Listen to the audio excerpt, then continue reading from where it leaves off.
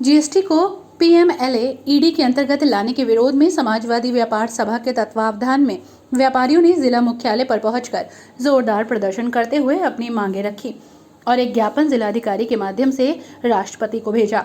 ज्ञापन के माध्यम से समाजवादी व्यापार सभा ने कहा कि 8 जुलाई 2023 गुरुवार को रात में भारत सरकार केंद्रीय वित्त मंत्रालय द्वारा एक अधिसूचना जारी कर goods and service tax network को धन शोधन निवारण अधिनियम 2002 के तहत डाल दिया गया है।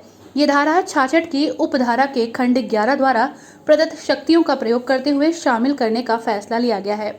इसका मतलब ये है कि अब जीएसटी से जुड़े मामलों में प्रवर्तन निदेशालय सीधा दखल दे सकेगी।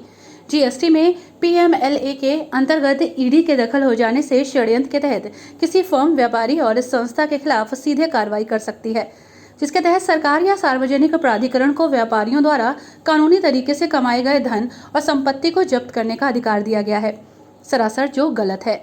इस व्यापारी विरोधी फैसले का समाजवादी व्यापार सभा कड़े शब्दों में निंदा करती है। वहीं जीएसटी में पीएमएलए के अंतर्गत ईडी के तहत लाने की अधिसूचना सरकार के व्यापारी समस्याओं के प्रति संवेदनहीनता वहीं जीएसटी में पीएमएलए के अंतर्गत ईडी के तहत लाने की अधिसूचना सरकार के व्यापारी समस्याओं के प्रति संवेदनहीनता को उजागर करती है।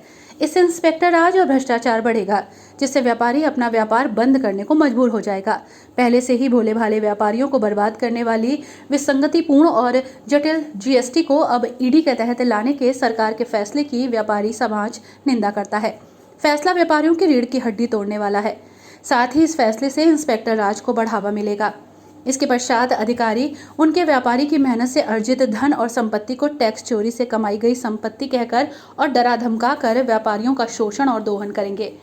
वहीं समाजवादी व्यापार सभा मांग करती है कि तत्काल केंद्र सरकार को इस व्यापारी विरोधी फैसले को वापस लेने का निर्देश देकर व्यापारी समाज को राहत प्रदान करें। एक काला कानून पास किया है, जीएसटी के अंतर्गत इन्होंने ईडी को शामिल किया है, जिससे व्यापारियों को बहुत अधिक ज़्यादा उत्पीड़न होगा।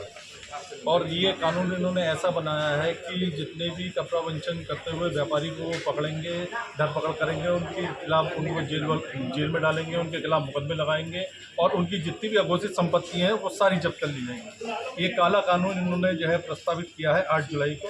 और हमारी जो है राष्ट्रपति जी से ये मांग है, जो कि हम जिलाधिकारी महोदय के माध्यम से हम दे रहे हैं, ज्ञापन दिया है हमने कि इस कानून को वापस लिया जाए और व्यापारियों को उत्पीड़न बंद हो।